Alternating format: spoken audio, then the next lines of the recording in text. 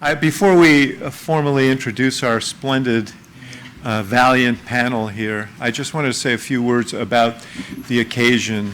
This is the David and Ann Broder event that we have every year to commemorate Dave and Ann Broder. David Broder was the premier political journalist of his generation. And when I started as a young journalist, every young political journalist looked up to him as the dean of the Washington Political Press Corps. And the thing that distinguished him was that he was a guy who didn't cover polls, he covered voters. He didn't cover the country from Washington. He got in his car and he drove around and he talked to people in their homes and their businesses and in diners and taverns about what was going on in their lives and how they interpreted political events. And as such, he was a much more acute observer of the American political scene. And so many emulated him. And David also and Ann were graduates of the University of Chicago. And a few years into the existence of the IOP, the Broder family and Ann Broder approached the IOP about a bequeath to us to support our programs. And we, in turn, want to keep the memory of the Broders alive. Ann was an activist in her own right in Virginia, member of the school board, deeply involved in the life of her community. The Broders were great examples, and we want to, their memory will be alive in the hearts of many people who remember them for their other works, but certainly here at the University of Chicago and the Institute of Politics, they represent values that we want to continue and we want to promote. And I can't think of a better panel than this panel to do that. They will remind us that the job of shining a light into dark corners that is so essential to journalism is also a perilous one at times, and perhaps today more than ever. So this is an important discussion that we're going to have. And to introduce our panel, I'm going to introduce you to Molly Morrow. What year are you in? A third-year student, and what are you studying? Yeah. Is it included in your remarks? In a second, you're going to hear all about Molly Morrow, who will in turn tell you about this splendid panel. Molly?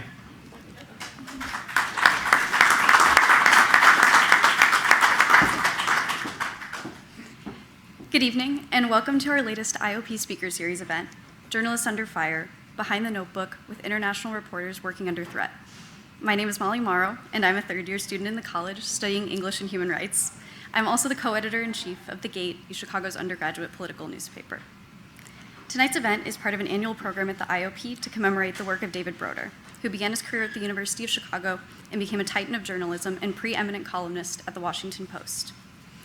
Our panelists for today's discussion on media safety and freedom are Lotfullah Najafizada, Javier Garza, and Anton Troianovski. Lotfullah Najafizada is an Afghan journalist and chief executive of Amu TV, an independent media outlet founded by himself and his colleagues after the fall of Kabul in 2021. In 2016, Mr. Najafizada was named a Next Generation Leader by Time Magazine and a Press Freedom Hero by Reporters Without Borders. He's also no stranger to the IOP as a former IOP Pritzker Fellow from 2021 to 2022. Our next panelist is Javier Garza. Mr. Garza is a journalist based in Torreon, Mexico, and the founder and editor of Enredos Laguna in Mexico. He has covered violence and organized crime extensively and is an expert in journalist safety, who has developed safety protocols for reporters and editors, which has been used as a model for other newsrooms in Mexico and Latin America. Our final panelist is Anton Troianovski. Mr. Troianovski is the Moscow bureau chief for the New York Times and the former Moscow bureau chief for the Washington Post, where he covered Russian-controlled disputed territories from Crimea to the Kuril Islands. He also got a start in journalism as a photographer for local papers in St. Louis, my hometown. Finally, our moderator for today's panel will be Lori Montgomery.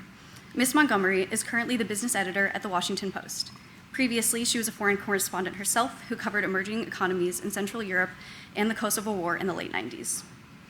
Please silence or turn off your cell phones for the duration of the event. When it comes time for the audience Q&A, we will have a stationary microphone set up in the audience. The first 3 questions will be reserved for students. I'd also like to encourage you to attend our upcoming speaker series events. On Monday, May 1st at 5:30 p.m. here at the Quad Club, the IOP will be presenting China Challenges, a nation's problems viewed from the inside out. On Tuesday, May 2nd at 12 p.m. at the IOP House, the IOP will be hosting Sexual Assault in the Military, former Rep. Jackie Spear, and others on this national scourge. Please visit the IOP's website for more information on future speaker series events and opportunities at the Institute of Politics. Now, please welcome our speakers, Lotfullah Najafizada, Javier Garza, and Anton Troianovski, and our moderator, Lori Montgomery.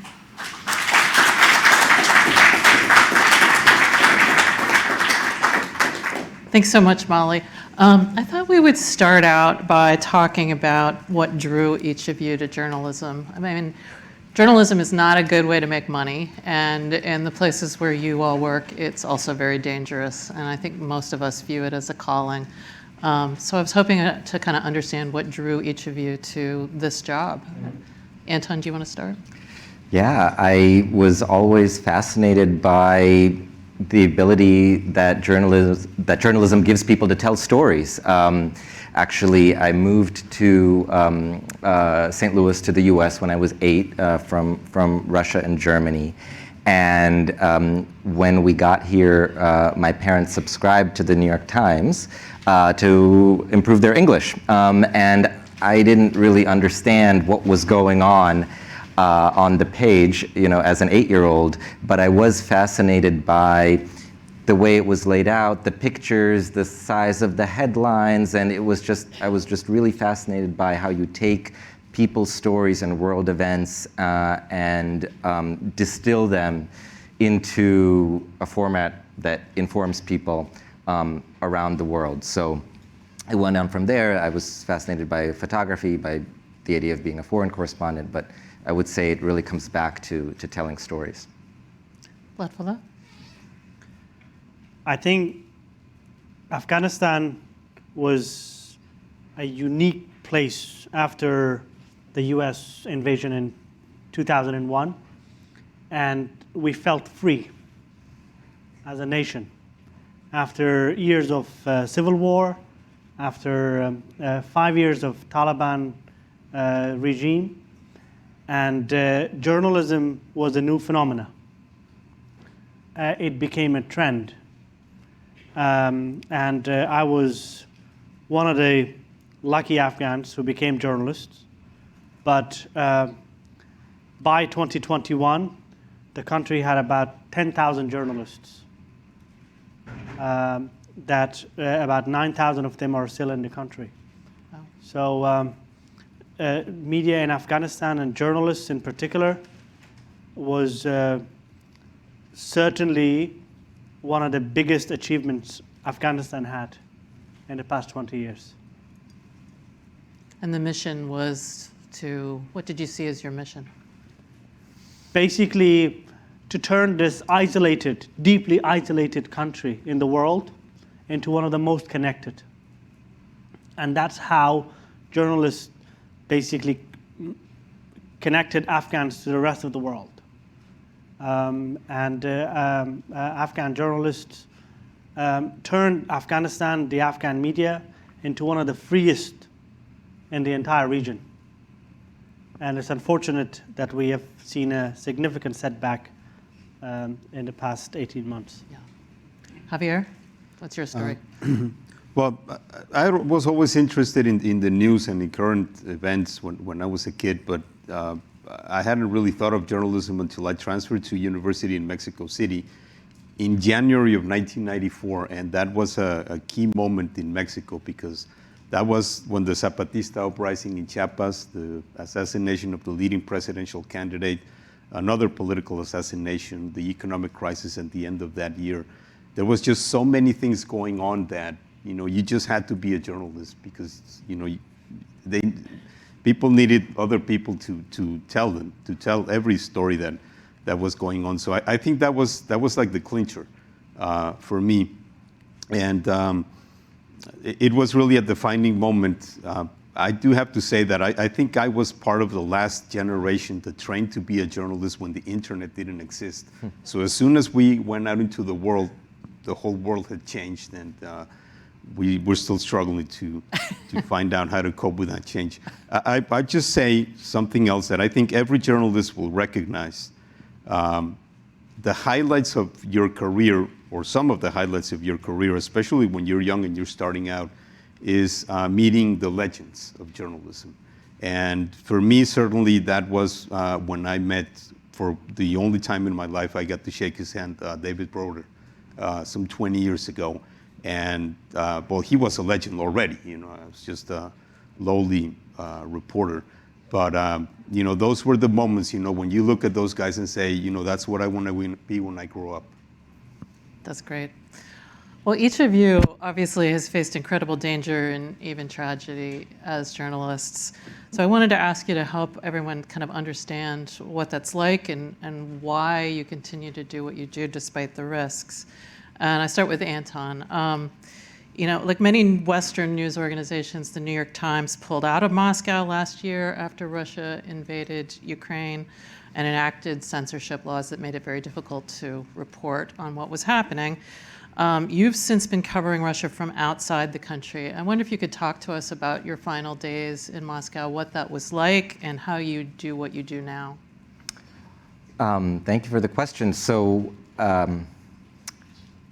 the war in Ukraine is an incredibly dangerous war to cover. And the first most important thing to say is that I have colleagues, you have colleagues at the Washington Post who are on the ground in Ukraine, risking their lives every day. There are journalists who have already been killed in the war in the last 14 months. And I just think, you know, I think about them every day because they're doing such important work for all of us to understand what's really happening. When the war started, I was in Moscow.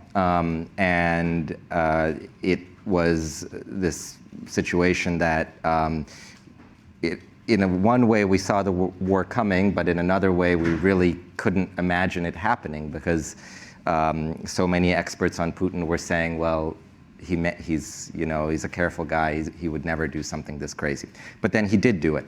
And we realized pretty quickly that the rules of the game that we thought applied to being a correspondent in Russia, where foreign correspondents had been able to operate pretty freely for many years, we saw those rules changing. And when it became clear that they changed was when Parliament enacted those censorship laws that you talked about that put in place penalties of as much as 15 years in prison for essentially critical reporting about the war. And that was a moment where the Times and other news organizations made the decision to temporarily pull out. I got on a flight to Dubai, and we then regrouped in Istanbul. And that was where we covered the first Russia for the first 3 months of the war. Did it feel, it might be confusing to people that reporters go into an active war zone in Ukraine where bombs are falling, and yet it's too dangerous to be in Russia. Can you explain that a little bit? Yeah, that's a great question. The thing about conflict reporting is about managing risk. It's about realizing that, yes, this is a risky story to do, but I understand what that risk is, and I can weigh it against the journalistic benefit of doing it. And so when you're in Ukraine, you know, our colleagues take these calculated risks every day. We have big security groups that really help them think through how to cover that war as safely as possible. But of course, it's still incredibly risky. The problem in Russia was that we couldn't make that calculation. We just didn't know what the risks were. You know, were we suddenly going to face 15 years in prison for using the word war in a story, which is something that Russian journalists faced at that time? We really didn't know. So we, at that moment, pulled back. Later on, we can talk about this later, but later on, we did start going back into Russia as the war progressed and as we kind of thought that we were figuring out the rules of the game. And that brings us to the recent arrest of Evan Gershkovich, which was, of the Wall Street Journal, which was a terrible shock, I think. In addition to all that it might bode for Putin's deteriorating sense of his relationship with the West, I imagine it also shattered the sense that had just been coming back that Western journalists might be able to report in Russia. Talk a little bit about what that meant and how that felt.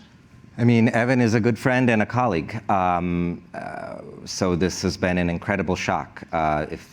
He was in Russia doing his job, doing the kinds of stories that we were all doing, including my colleague at the New York Times, Valerie Hopkins, who has been reporting from Russia during the war in the last few months.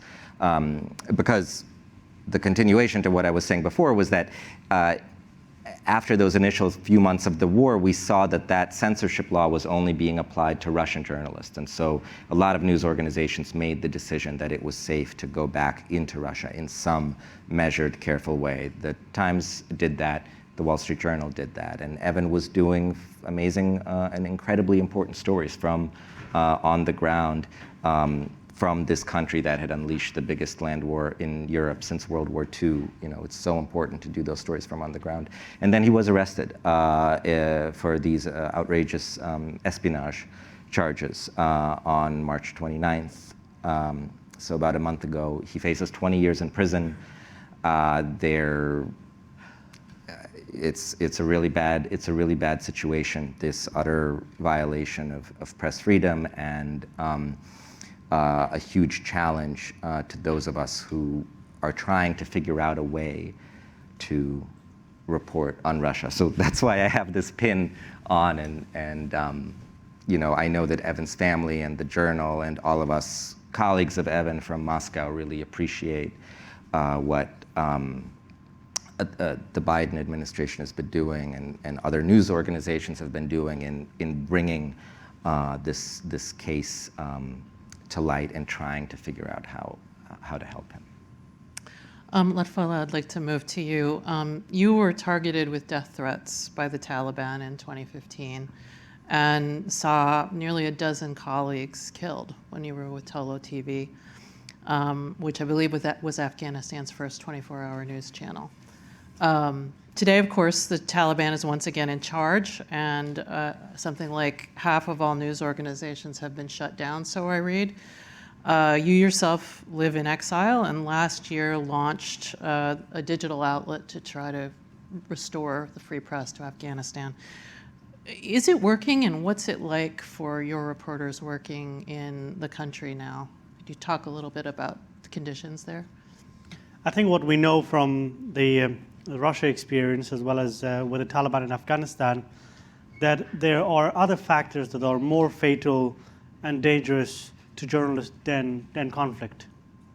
We were covering conflict in Afghanistan for 20 years. Yes, 100 journalists lost their lives to war.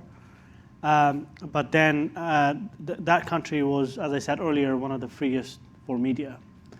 We were actually blamed by governments, the former Afghan government, as well as the international community, for being pro-Taliban, for showing Taliban too much on TV. And then when Taliban took over, we were the first casualties. So dictatorships and governments can be the number one enemy of free press. I think that's one thing that we learned from at least these two experiences. We had no idea how to deal with the situation when things changed in 2021. So I was lucky enough to come to the IOP. David and I and our other friend Alicia had countless conversations on what to do next. But I had two clarity in mind. One, that the Taliban will not allow free press. Second, we should not give up. And based on these two understandings, we established a hybrid media outlet in order to enable those thousands of journalists inside the country to still continue their job and these journalists who are outside to be able to help them tell their stories, empower them to do their stories in order to get the content back to the people of Afghanistan inside the country. So Amu TV that we've established, I'm very honored to announce that next week on May 3rd, the World Press Freedom Day, we're going to be on satellite. And people in Afghanistan will watch our content that we will be broadcasting from the US. So we are maintaining some access in the country in order to maintain access, but at the same time being outside the country to maintain our freedom, not at the cost of each other. And that is quite a unique, I would say, arrangement to deal with this unique situation. Why we do this, why we think it's still important, is because I have seen no survey, no study in Afghanistan that puts Taliban's approval rating more than 15%. I have seen surveys and studies right now that puts approval rating for elections and democracy more than two-thirds. So this is really a mission to preserve some of the values and achievements that are very well founded in that society. And I believe that is the responsibility of us as journalists and as us as Afghans. It's tough, it's difficult. Working remote is difficult. Safety is an issue. It's a day in and out issue. But I think the choices are limited when you really understand that this is something that you have to do. But how difficult it is, I mean, are the people that are still in the country, are they able to operate as journalists, ask questions of authorities? How difficult is it to do the job? On the day that we launched our digital presence platforms last year, we had 200 job applications in 24 hours from inside the country, meaning that there are journalists in every corner of Afghanistan who have either lost their jobs or the opportunities have become quite limited. So it's an extra responsibility on our shoulders to make sure we keep them in their profession and enable them to do their jobs. The Taliban are after them, yes. They get arrested, yes. The UN said 200 cases of violence against journalists since the Taliban takeover. That includes arrest, torture, intimidation, harassments, all of that, including some of our colleagues, I must say. But Afghanistan was no paradise before the Taliban takeover either. You mentioned the number of colleagues, my direct colleagues, that lost their lives to Taliban and Daesh, IS, and other attacks. But this is, I think, the saddest story of becoming truth teller in today's world. Your enemies are countless. It's not just governments. In the case of Afghanistan, you deal with terrorist groups, you deal with drug lords, with warlords, with Taliban, and now, quote unquote, government and strongmen. So the list of enemy is very, very long. But the resilience and the strength of journalists, I think, not only in the case of Afghanistan, but also in other places, is extraordinary. Because people would like to tell the stories of their time. Yeah. So Javier, your newspaper, one of the most significant in northern Mexico, endured multiple armed attacks and kidnappings when you were its editor before 2013. Last year, 11 journalists were killed in Mexico, making it the world's most dangerous country for journalists, worse even than war zones in Syria and Ukraine. What are the biggest threats to press freedom in Mexico, and how are they different from what we've just been talking about? Well, they're multiple and fluid, and it's correct that the biggest threat is not necessarily covering conflict. There are a lot of ways in which the press is intimidated, harassed, and threatened and attacked in Mexico. Sometimes, especially abroad, there is the perception that organized crime is the biggest threat to journalists. It's not the biggest, it is the most dangerous, and it is the most extreme. But if you look at the annual reports, especially the one that's put out by Article 19, about 1/3 of attacks against journalists in Mexico are carried out by organized crime, and more than half are carried out by public officials or security forces.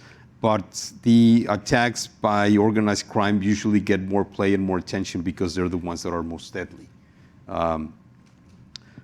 Journalists that are killed are usually killed by drug cartels trying to silence coverage about what they are doing in a particular territory.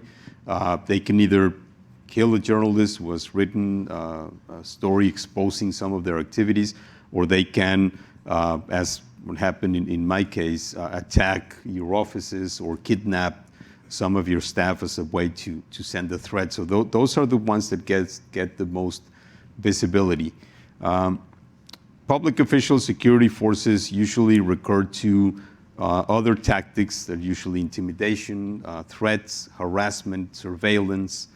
Sometimes they can include beatings. In some cases, we have seen, though, that some public officials would disguise an attack against a journalist, especially the assassination of a journalist, would disguise it as being done by an organized crime group as a way to sort of get an investigation away from it, because everybody knows that crimes linked to drug cartels usually don't get investigated in Mexico. Or they can outsource the job, to a local criminal group, saying, say, a local mayor or a local police chief. They have a problem with a reporter, and they can outsource the job to a criminal group, and they would sort of do the MO. When looking at that MO, the investigators would say, well, that's organized crime. So, and then they would criminalize the victim and say, well, he was probably into something, or maybe he was in bed with the other criminal group, or he was stealing something, whatever. They usually make some stuff up in order to prevent an investigation, and then having to admit that you have a problem of press freedom in your city or your state. So there is all sorts of dynamics in place. But I think there is something deeper that goes to a trend that is worldwide, that has to do with dictatorships, but also has to do with democracies that are showing signs of strain. And that is, we are losing the culture of press freedom. We are losing a culture of respect for freedom of expression and for different opinions, and for independent reporting. As we gather into information bubbles, where we get our news from places that tell us what we want to hear, not necessarily what we need to hear, we become more intolerant. And that's certainly true of public officials, where they don't want any dissonance in their discourse, and they don't want any dissidents, and they don't want any contrary opinions. And right now we are seeing it at the highest level with President López Obrador, who rails against the press in his daily morning press conference. And that's dangerous, because that can give rise to what a Mexican general from the revolution called the idiots with initiative. Somebody who thinks he might be doing a politician a favor, by going after a journalist, because he said, well, the president speaks badly of this guy. Well, I'm going to beat him, or I'm going to attack him. And it sort of provokes that. It also gives some sort of permission, quote unquote, to other public officials to say, well, if the president attacks reporters, well, I can do it. And they can do it with impunity. A lot of politicians, they've probably seen that because organized crime attacks journalists and they get away with it, well, they can do the same and get away with it. And the problem of impunity grows to the extent that everybody right now in Mexico thinking of attacking a journalist, beating him or her, killing, harassing, whatever, can be reasonably certain that they can get away with it because the last person who did it got away with it. So that is really the growing problem. So I really couldn't say, the problem looks like this because it is so, it has so many faces and comes from so many different places that you just feel under fire from everywhere. It's interesting you mentioned growing up in pre-digital times, and it does feel sometimes like doing the work of journalism is not only a threat to the people who understand what it can be, but I worry sometimes that society doesn't completely understand what it is that we do and how it is different from the guy on the podcast or the guy with the YouTube camera watching the bombs fall on Kyiv. I mean, how do you think about like what, and this is a question for all three of you, like what is our mission in a time when journalism is changing? I mean, anybody with a cell phone these days can be a journalist. So how is it different what we do, and why is it worth the risks that you take every day? I mean, I have to say that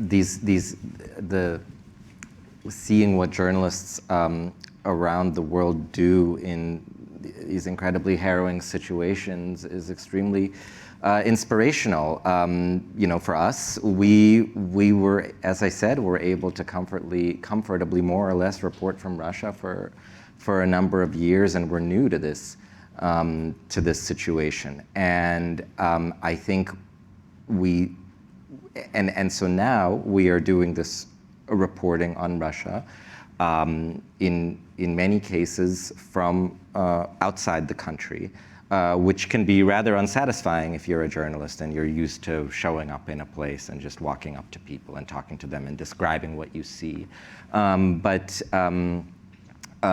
You know, you see that the interest is incredibly high. People want to know what's going on. Why did this country go to war? What do people inside really think? So you have to find ways to do it. You know, you have experience now covering the country from afar. That is valuable. I think we should all be sharing that. But you know, you just. Sorry, that's not really an answer to your question, but I just think our job is to, as I said in the beginning, to tell people stories to help people understand if you're coming from a different context, well, what does that other context look like? And at a time of war and conflict, it only becomes more important. I think there is a confusion between flow of information and credible reporting. And from a consumer point of view, that should be taken very seriously. It's good that there is a faster flow of information in the digital age, but it cannot substitute, I would say, responsible journalism. And responsible journalism and credible journalism, unfortunately, in certain parts of the world, has seen a decline because of that lack of clarity and that confusion. I have difficulty sometimes at home to tell my dad that what he sees on social media is not really accurate, and I have a hard time convincing him that that's not the truth, because I don't have enough evidence of credible journalism to prove otherwise. So one is that enormous, basically, flow of raw data, raw information. And on the other hand, there is lack of enough good quality journalism, particularly when it comes to, I would say, local stories. Yes, we have. There are some sort of global headline stories, but I think there is a huge decline in an interest for local stories. I think it goes beyond what we used to learn in school about, well, your job is to inform, right? 30 years ago, if you were in Chicago, you got your information from 2 newspapers, 3 local TV stations, and 3 national TV stations. And maybe if you were a junkie, you would tune in to CNN, right? You would get the information, and in the process, those, because there were so few outlets, they would help you make sense of what was going on.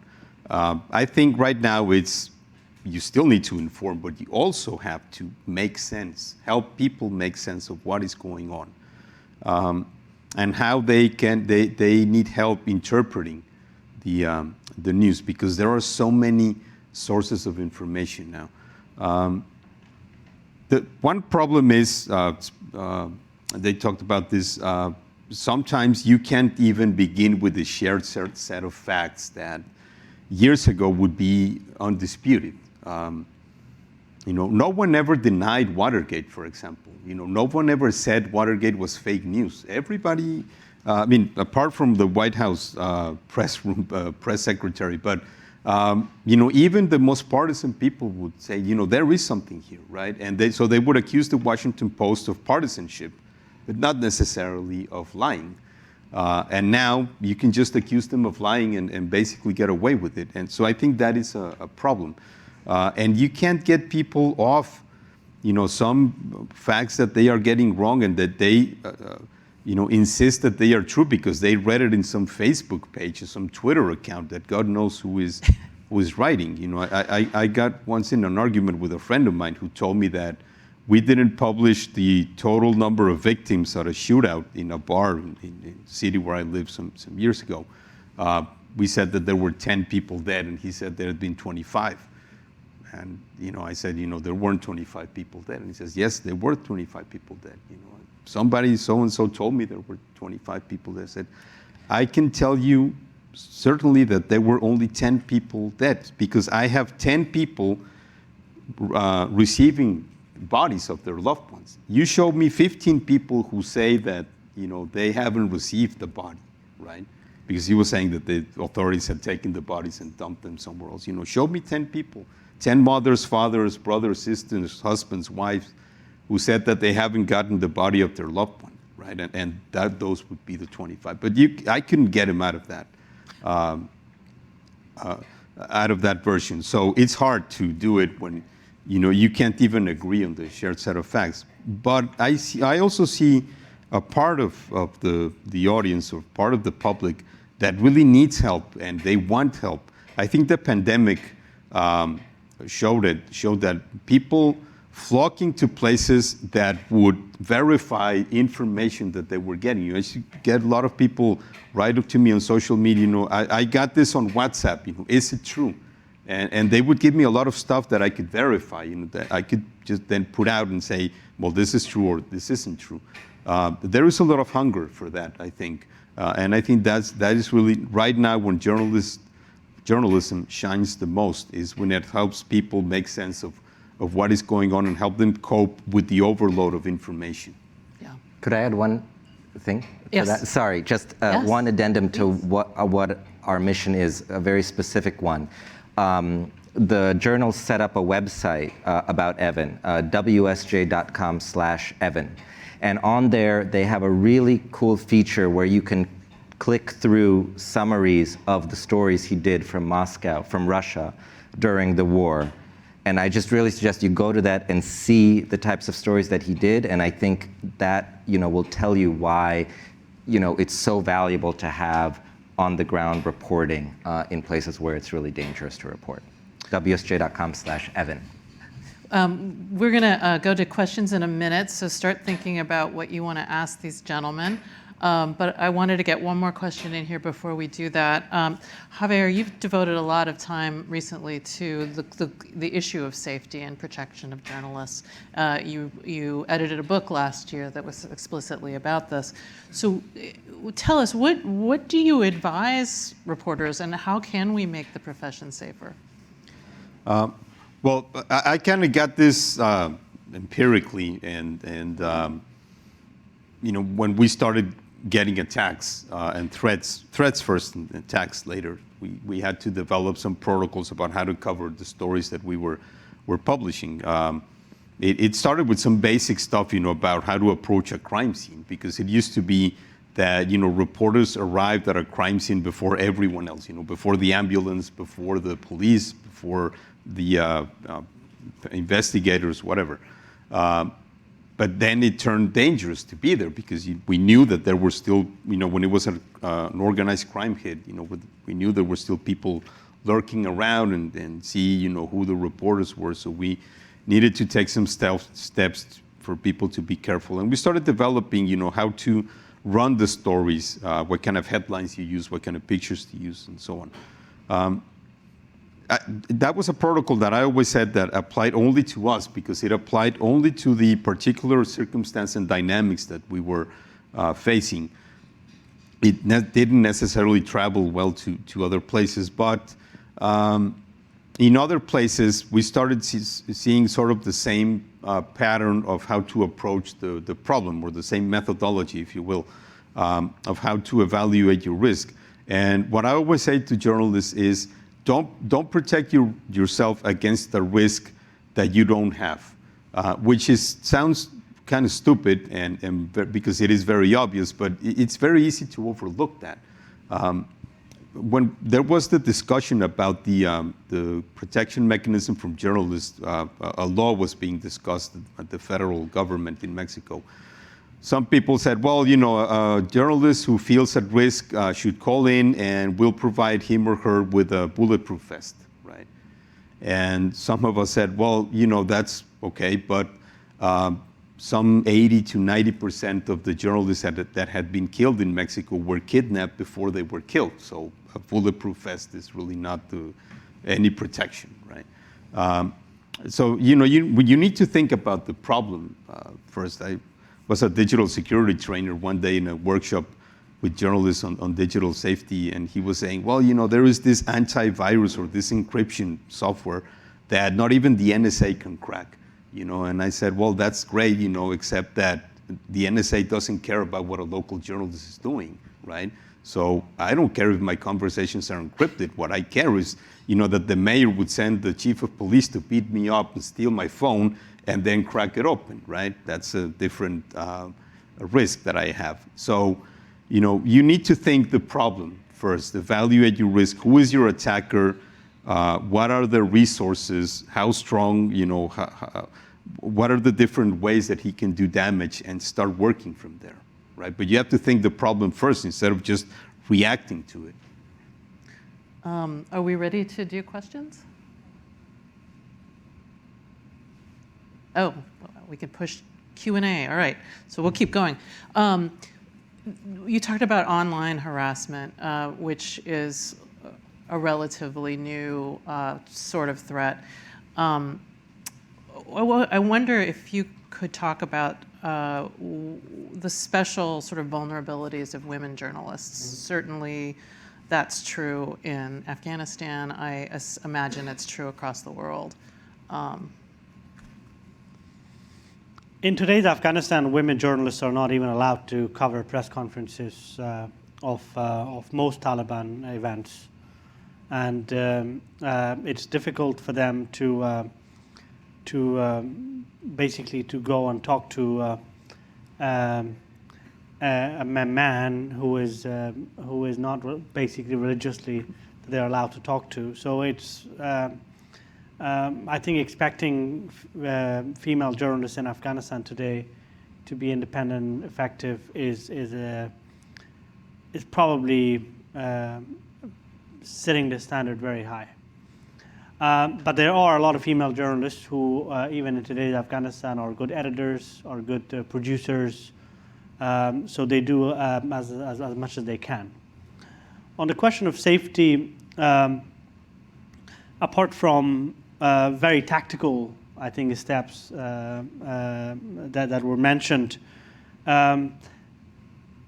which are very, very necessary and important, because I remember we had somebody in Kabul whose job was to make sure journalists are not rushing to the blast scene. So we were basically protecting the journalists that you're not allowed to go, you're not allowed to go. And then because we lost some journalists in twin bombings. So first bomb happened, journalists rushed, second bomb happened. And then we had a long checklist of making sure we keep a window of 30 minutes, making sure we coordinate with certain authorities. You know, we have the armor vest and all that. and later on, making sure we have armed protection for journalists who go cover a blast scene. But apart from all of this, I think what's important at a global scale to protect journalists is unity in the media, and a unity like this that we're seeing on this panel, and a strength of media. I think the credibility of media. These are very, very critical to ensure that it becomes costly to go after a journalist, kill a journalist. Some accountability to deal with the question or the challenge of impunity. I think that has been very much undermined. That, as you said, Javier, the journalist can, if a president can attack a journalist, anybody else can do that. I think that kind of sentiment is very universal. So it's for media. Some responsibilities come back to media, that we have to do certain things, but also to the society, to consumers, to people, that if a journalist is picked up and arrested, there must be a global outcry. If that is done in the line of duty for an important cause. And yet we don't really see that in many places, right? I'm afraid not enough, yes. Yeah. I mean, this is a problem in Mexico as well, yeah? Yeah. And I will say, for example, about harassment, I mean, I can speak knowledgeably about harassment of women journalists, but I will say this, that women are really doubly brave than men, because they have to endure whatever men have to endure, plus the particulars of being harassed because they are women, because a lot of the sexism and condescension that is part of the Mexican macho culture sort of still prevails. You still see a lot of public officials, for example, addressing a female reporter as sweetheart or honey or something like that, and they mostly shrug it off, and I think that's the right way to go for men and women, but it takes a toll. It takes a toll, and no matter how much there is pushback, they're still sort of perpetuated. There is still a lot of harassment cases, sexual harassment within the newsrooms. That is another problem also, because news organizations are not as open as they should be, as they are in other countries about that. So I think women have it doubly tough when it comes to being a journalist in Mexico. But in terms of the acting with impunity and the failure to punish violence against journalists, what can be done about that? Well, I think the answer is very simple and very hard at the same time. It's just end impunity, get tough. I have the rare experience of being on both ends of the equation, of being in the cases where there was no impunity and in the cases where there was. The first attacks that we had, an armed attack against our building, went without any punishment. Nobody was ever caught. So that was part of the reason why we had a second attack. And nothing happened, nothing came of that, and that was part of the reason that months later, 5 colleagues were kidnapped by a criminal group that wanted to send us a message about, tone down the coverage of the violence that they were unleashing across the city. And because nothing happened, nothing came of that, the only thing that the authorities did at that point was put police protection outside our building, federal police agents. They got attacked 3 times, 3 days in a row. I mean, they started to look really ridiculous, because it wasn't just the newspaper that was being attacked. Now it was the federal police, and still there was no punishment until eventually the army stepped in and they dismantled the criminal cell. They arrested about some 50 people and put them in jail. And that was the end of the story. From that point on, and that was 10 years ago, in March of 2013, no reporter has been attacked and no news organization has been attacked in my city. So that's really the reason. It's quite obvious. It's of course harder than it sounds because it requires a lot of political will.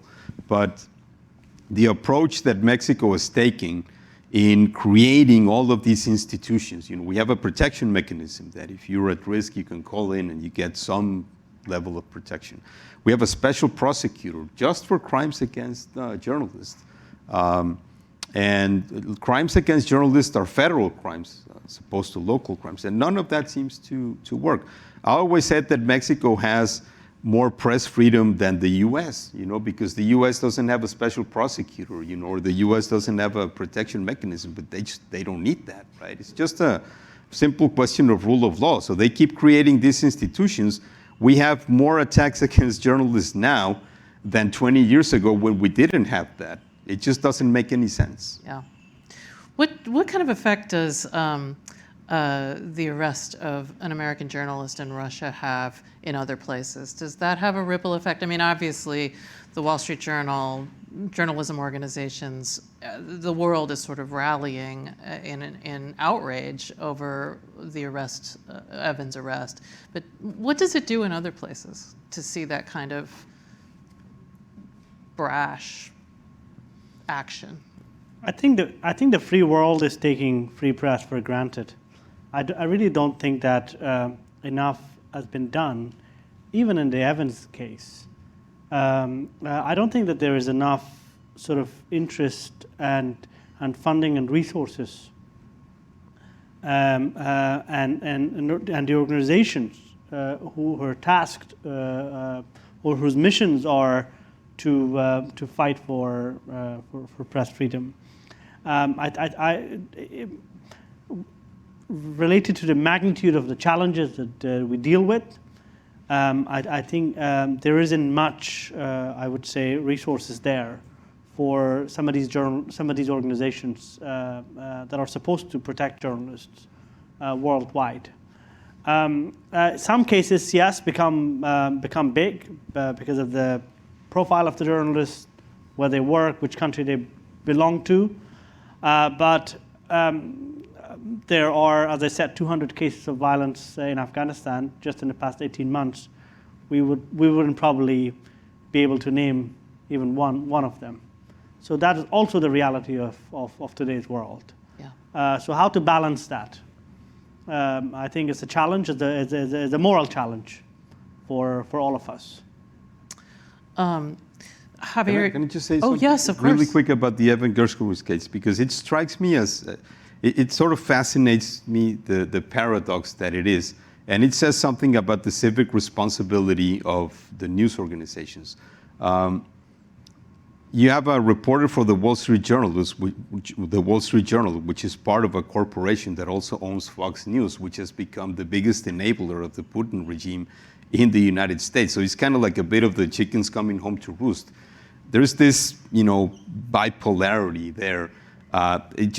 I think it's fascinating, but I think it speaks to we are losing some of the civic responsibility that news organizations used to have, especially local news, the owners of the local newspapers, of the local TV stations. When news is corporatized and commoditized in a way that now it's, and I don't want to sound too lefty here, but I think that is really the trend. I understand big conglomerates can also give you a lot of resources to do investigative reporting, for example, and to do some really great quality journalism. But still, I think there is something being lost in that process, about the civic values that used to exist there. Okay. Should we go to questions? He's coming with the microphone.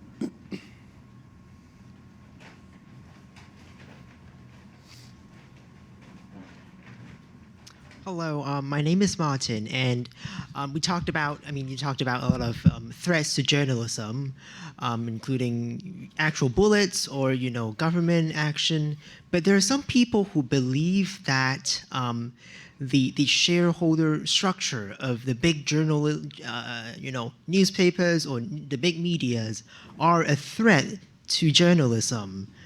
For an example, Wall Street Journal, I think, or New York Times are owned by some of those, very rich people, the filthy rich, Mr. Bloomberg himself, Jeff Bezos.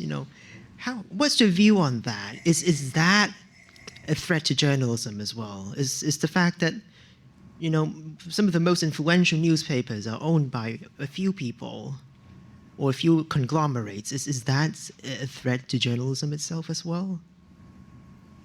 Can I? Please do. So, I mean, that's a great question, and I think the fundamental situation is that journalism across the world is under threat, among other things, as a business model because of the internet. You know, pretty simply, like classified advertising used to support our work. When I started at the Wall Street Journal, they actually had to cut some sections because there were too many advertisements in the printed paper.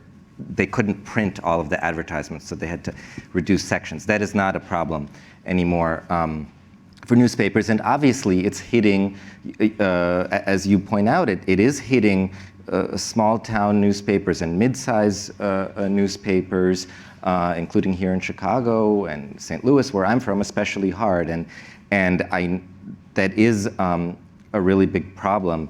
The other kind of macro things, you know, you can connect it to, I'm not qualified to speak to, but I will say that I have worked at the Wall Street Journal, the Washington Post, and the New York Times. So these three places that are owned by Rupert Murdoch, Jeff Bezos, and in our case, the Sulzberger family, and by public shareholders.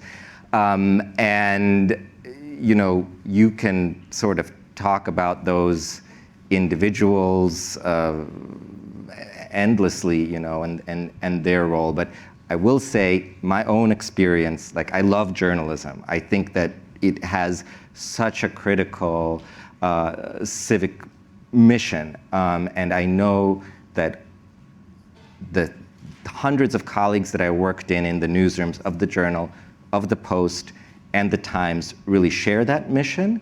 And it's also true that when you are covering conflict, especially for a global audience, and you have reporters going in who have this really high profile, it helps to have those big organizations behind you. You know, I feel like when I'm in the field for the Times, or when I was in the field for the Post or the Journal, you know, I did feel some additional confidence that as I took risks, I knew that if something went wrong, God forbid, these organizations would have my back. And you are seeing that in the Evan case. You know, the Journal is really stepping up, I think, just speaking as both an outsider and someone who used to work there, like they're stepping up, they're doing everything they can to help him. So I also think that's important.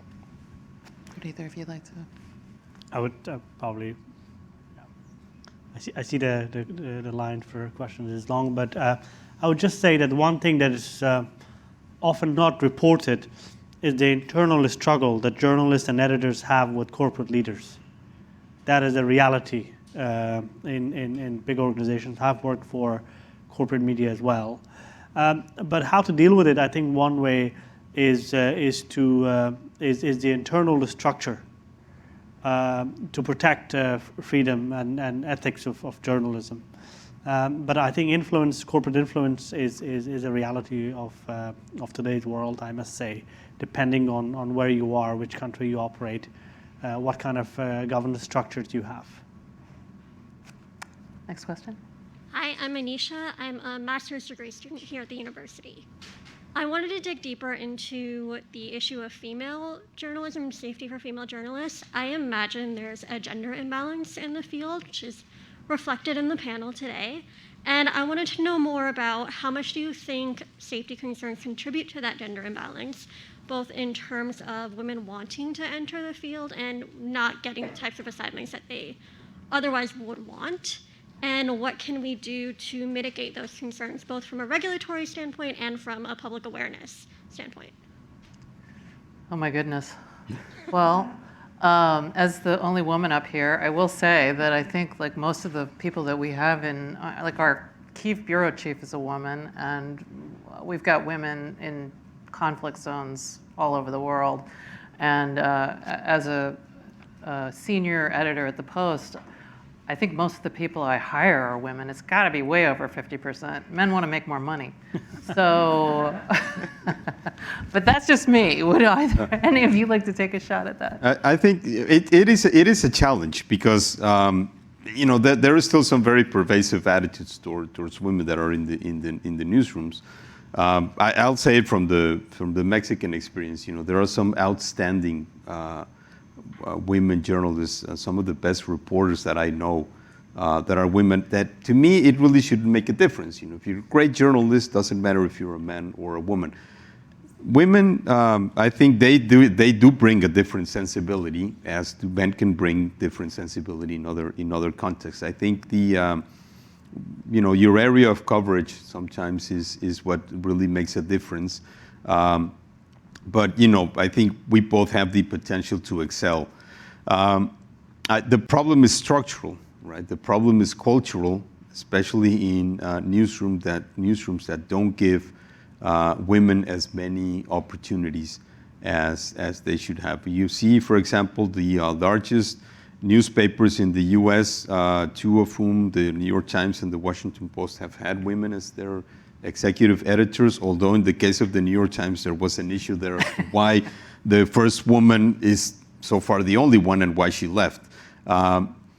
We don't have that in Mexico, for example. We don't have, women is, there is very recently the editorial director of the largest newspaper chain in Mexico is a woman, but I think that is the only case, the only outstanding case. Because as the profession recognizes exceptional reporting by women, they don't make it through the editor ranks as swiftly and as in as big numbers as they should, which is really a structural problem that, at least in the case of the Mexican press, we have not solved. Yeah. Thank you. Next question. Hi, I'm Ana Emilia. I'm a first year at the college. I'm also from Mexico, and my question is regarding American centrism in journalism, because I can think of in 2018 when Mexico, we had a presidential election. I went online, looked up the candidates, and the first 3 articles that came up were from American newspapers, like the New York Times. And my question is how can we work on an international scale to make sure that the voices that are being elevated are of the people in the zones mostly affected, the people who fight tooth and nail to get their stories heard, and not from people who have benefited from sort of a safer space throughout their careers in journalism?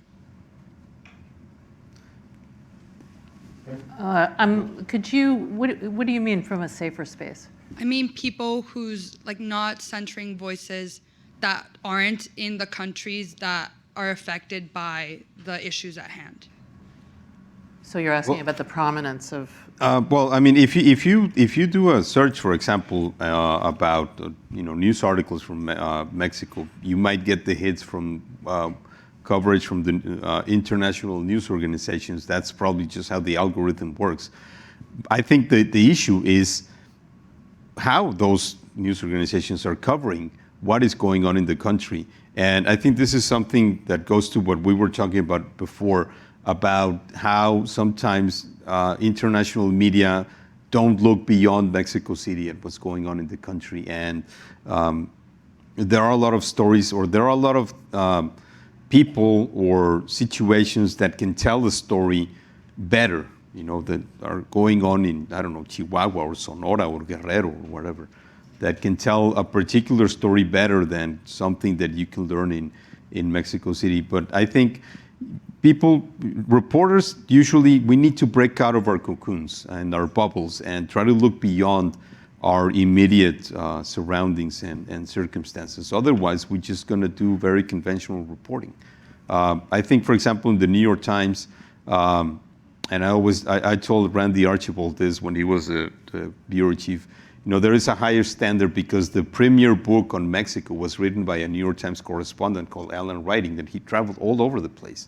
And he wrote this book, which is called Distant Neighbors, which is an amazing work of, someone really going deep into what is going on. I think so far it's really unsurmountable. And I'll just add real quick that, I mean, it's a really important issue that we grapple with every day. And one trend you're seeing among foreign correspondents, I think right now, is it's becoming a lot more important to know the language of the country where you are. You know, all of us who cover Russia for the Times now speak Russian, and that's, I think that's the case in many other countries where the Times is. So just a plug for the aspiring, you know, for the journalists in the room to learn foreign languages, because that is becoming more and more important, and it is important to make sure that you are including those voices in the coverage. Thank you. I think we have time for one more question. Hi, my name is Andre, not from the college. And my question is, did Putin regime became Russian Taliban?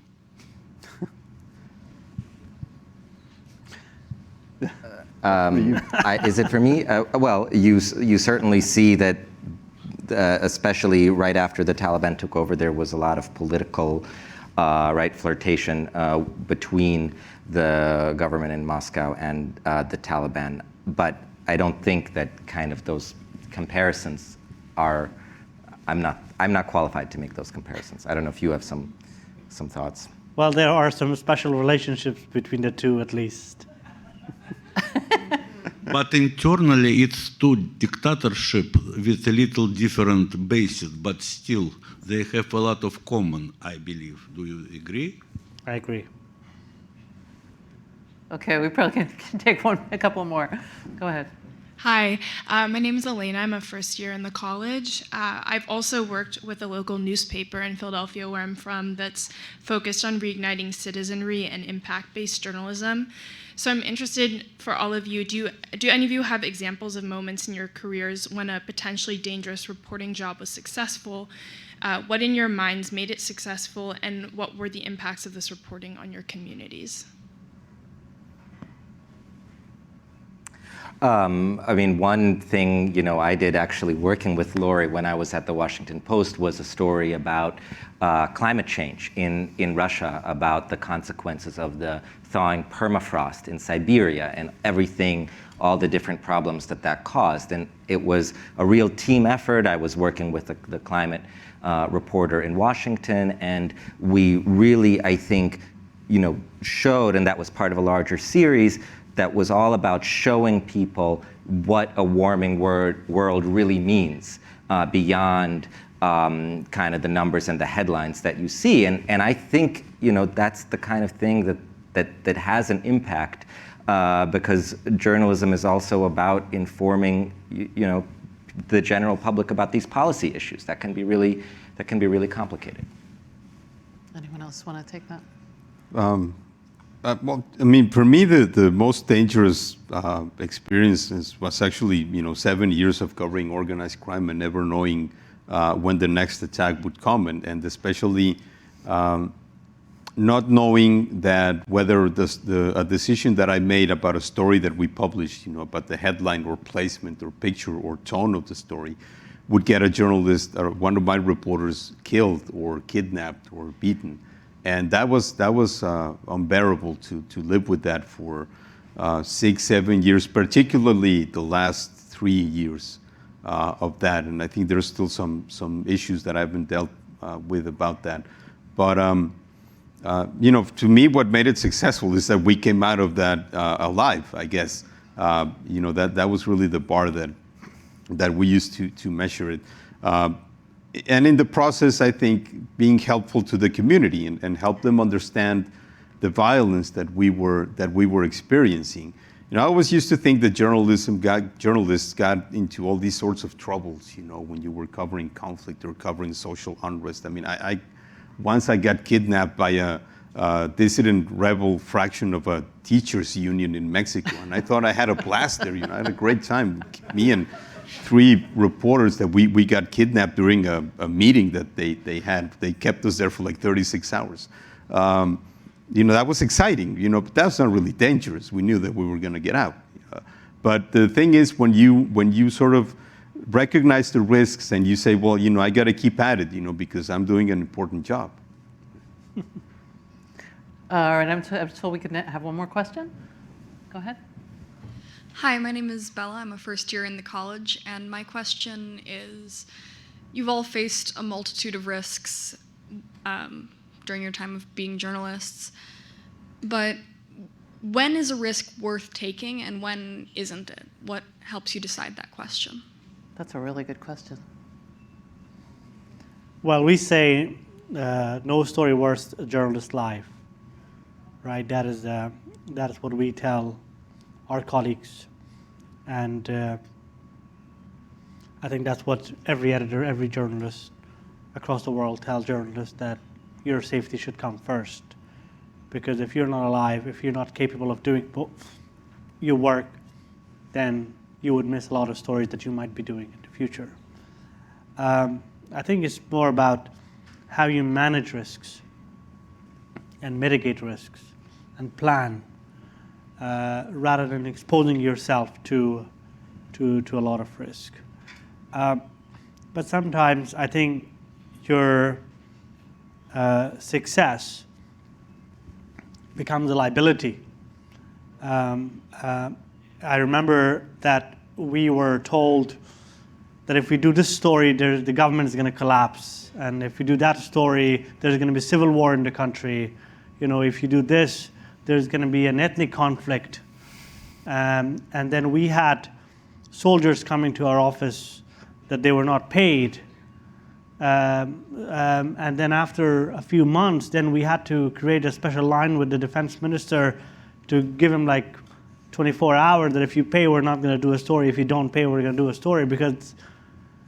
And then we were asking ourselves whether this is really our job or not, right? Are we responsible for national unity, quote unquote? So probably sometimes I think, you have to think about whether you make the right impact or not, how much your success and your impact is really serving the purpose.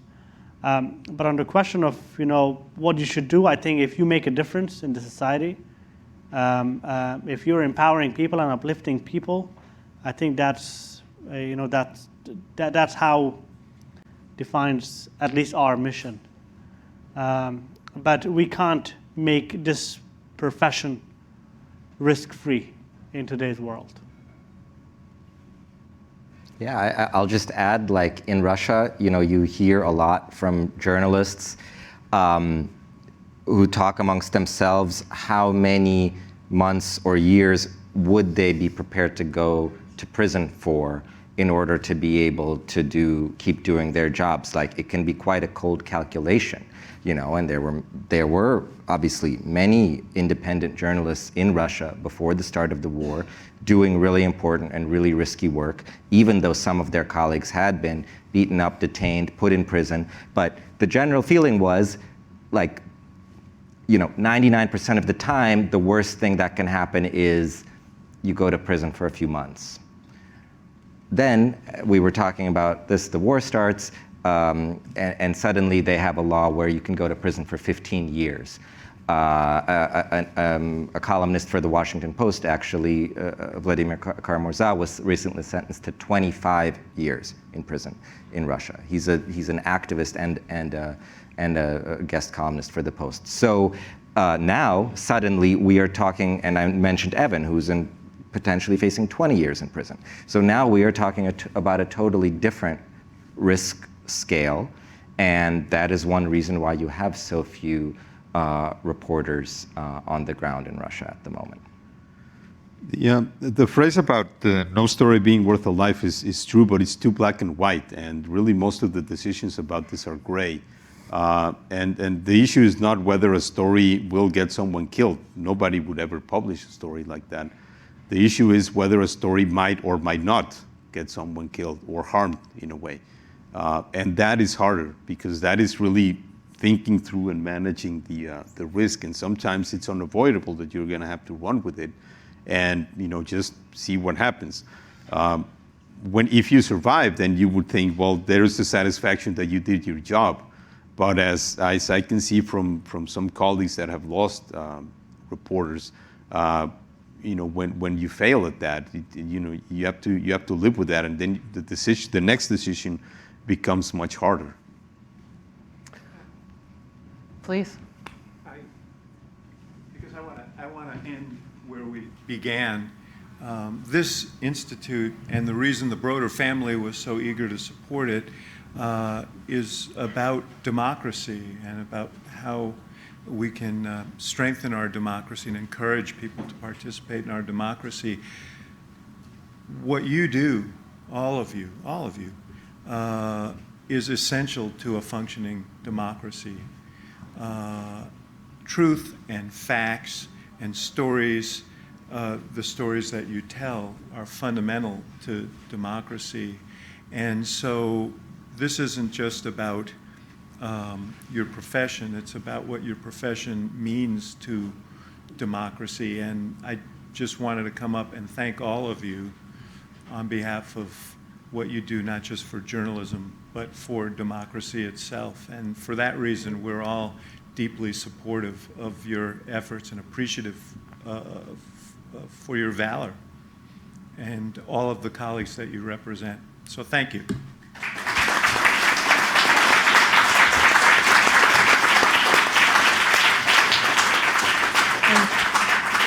Thank you, David. Thank you all for coming tonight. Thank you for our panelists. Thank you to the Institute of Politics for having us, and everyone have a great evening.